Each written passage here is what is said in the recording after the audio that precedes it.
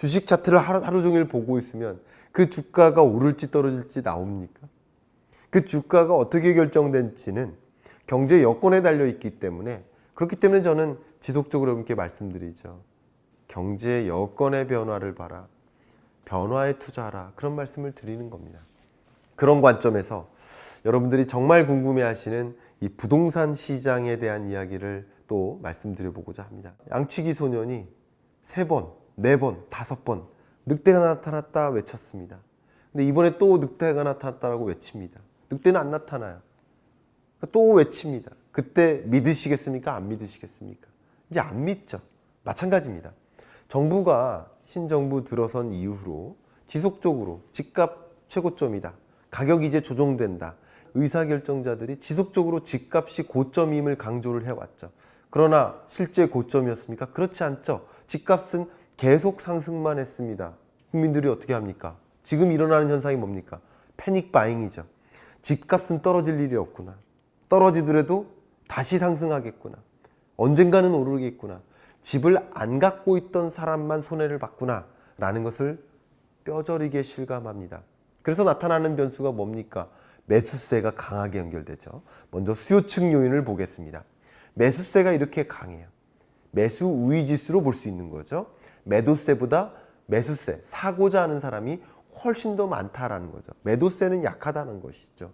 매수세가 이토록 강한 적이 없었다라고 강조한다면 2022년까지 이런 매수세가 계속 유지될 것이다 라고 봅니다. 그러면 이제 공급을 볼까요? 제가 이솝우화의 비유를 했습니다. 태풍이 바람을 막 불면 그 나그네가 옷깃을 뺏길까요? 아니죠. 오히려 단추를 더 걸어 잠그죠. 옷깃 날아가면 안 되니까. 소중한 자켓이니까. 마찬가지입니다. 다주택자들에게 집 팔아라. 집 팔아라. 강력한 조세제도를 동원해서 요구를 하고 있습니다만, 다주택자들의 입장에서 이렇게 높은 조세에 견디지 못하고 매도를 할까요? 여러분 한번 생각해 보세요. 5억의 차익이 발생했어요. 근데 부동산 매매 가격이 코로나19 이후로만 15% 이상 상승했다는 얘기는 평균적으로 집을 보유한 분들이 15% 이상 차익이 발생했다는 거잖아요. 그럼 5억의 차익이 발생했다라고 가정을 해볼게요. 그러면 그 중에 4억을 세금으로 돌려주고 싶은 사람이 몇 명이나 있을까요? 그러니까 그런 매도세가 연결이 안 되는, 매도하지 않아요. 그러니까 기존 주택의 공급이 이루어지지 않는다는 거죠. 그래서 오히려 시장에 혼선이 야기됩니다. 뭐죠? 바로 매매는 줄어드는데 증여가 늘어나요. 매매가 아닌 증여를 선택하는 일인 거죠. 매도 물량으로는 전혀 반영이 되지 않는 거래가 이루어진다라는 것이죠. 기존 주택의 공급을 봤다면 이제 신규 분양 물량을 좀 보겠습니다. 신규 분양 물량을 예측하는 것은 이 부동산 시장을 볼 때 가장 쉬운 변수다라고 말씀을 드리고 싶어요. 왜? 지금 분양 물량은요, 약 2년 전 건설사가 이 분양을 시도하기 위해서 국토교통부로부터 인허가를 받습니다. 그럼 국토교통부에 주택건설 인허가 건수, 인허가 실적이라는 통계가 있겠죠. 그 통계를 보면 정확하게 2년에서 3년 사이 선행에서 반영해요. 다시 말씀드리면 2020년까지 지표 보십시오. 인허가 건수가 지속적으로 줄어들었기 때문에 2020년, 23년까지도 신규 주택 공급이 줄어들겠구나라는 것을 예상할 수 있어요. 자, 수요는 팽배되고 기존 주택이나 신규 주택 공급이 줄어드는 과정에서 자연스럽게, 그렇죠, 수요 초과 현상, 가격이 떨어질 수가 없겠다. 그러니까 부동산 내수 시장을 본다면 그런 움직임이 연결될 수밖에 없겠구나, 이렇게 생각해 보시면 좋겠습니다. 다만 이런 여건이 20년부터 유지되었다고 한다면 경제 여건, 앞에 말씀드렸던 특히 통화정책 여건은 스탠스가 완전히 바뀌었죠.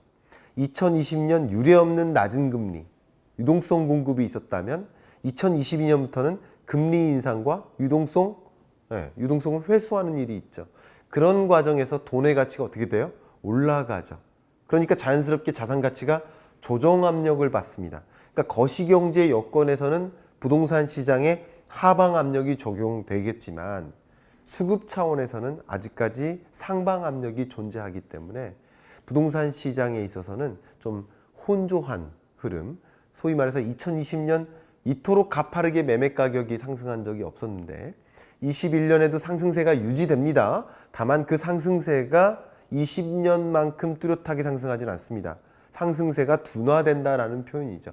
여전히 상승은 하고 있습니다만 상승세는 둔화되는 흐름이라고 볼 수 있겠죠.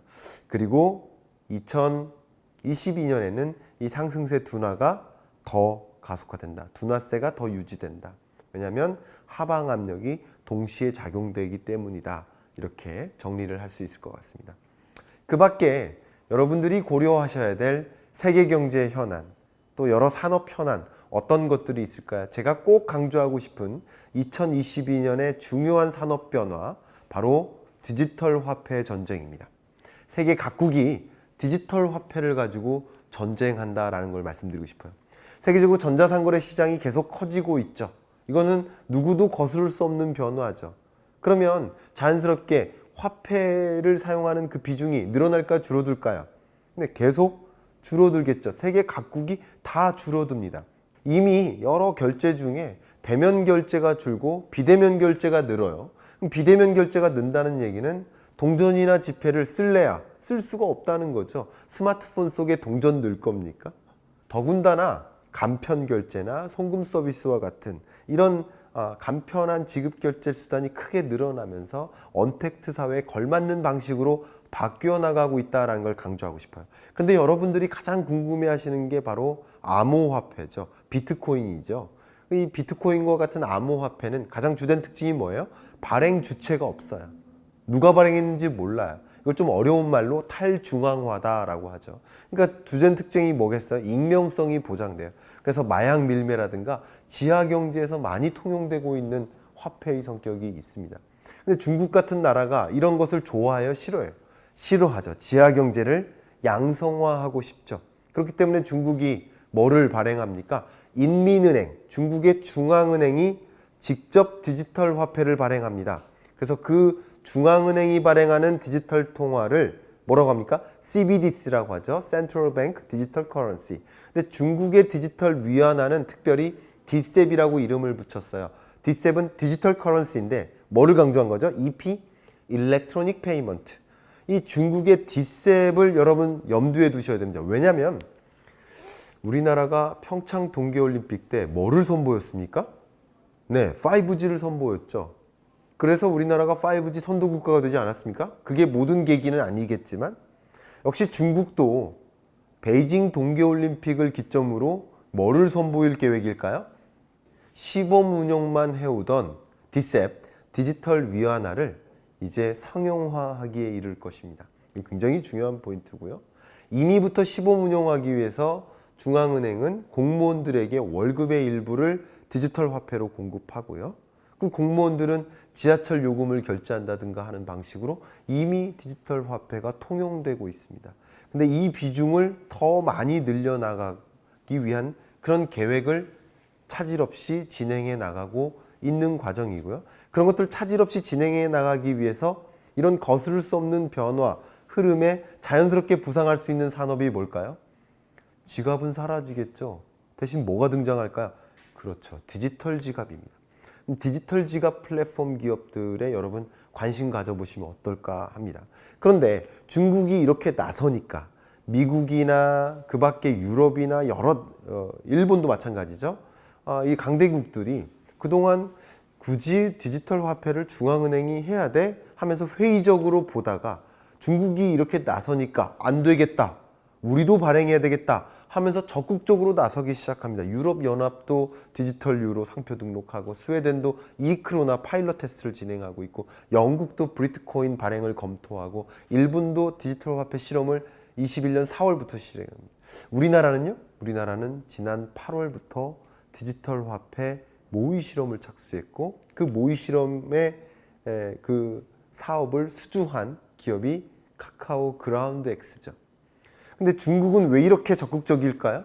내수 시장도 있고 지하경제 양성화도 있고 미래산업 선점도 있지만 어쩌면 더 중요하게 궁극적으로 그리는 그림이 바로 기축통화국으로서의 지위를 확보하기 위한 움직임이다. 미국 달러화가 세계 외환 시장의 44%를 차지해요. 그 다음 위안화냐고요? 아니요. 그 다음 유로화, 일본 엔화, 영국 파운드화, 호주 달러, 캐나다 달러, 스위스 프랑. 그 다음이 중국 위안화입니다. 중국 위안화는 외환 시장에서 2.2%밖에 차지 안 해요. 그러니까 중국이 이런 것들을 극복하기 위해서 디지털 화폐를 가지고 세계의 무역, 지급 결제의 수단으로서 통용될 수 있게 함으로써 기축통화국으로서의 지위를 만들고자 하는 것이죠. 그런 과정에서 중국은 어떤 툴을 쓸까요? 대표적으로 1대1로 사업 같은 그 중요한 사업에 세계 주요국들이 참여하고 싶으면 디지털 위안화로 결제하라. 우리가 디지털 위안화로 돈 이만큼 빌려줄 테니까 이거 빌려받은 나라들아 디지털 화폐로 모든 걸 결제하라. 이런 식으로 대응을 해나가고 있다. 기축통화 지위를 놓고 세계 각국이 디지털 화폐 전쟁을 이루기 시작할 것이다.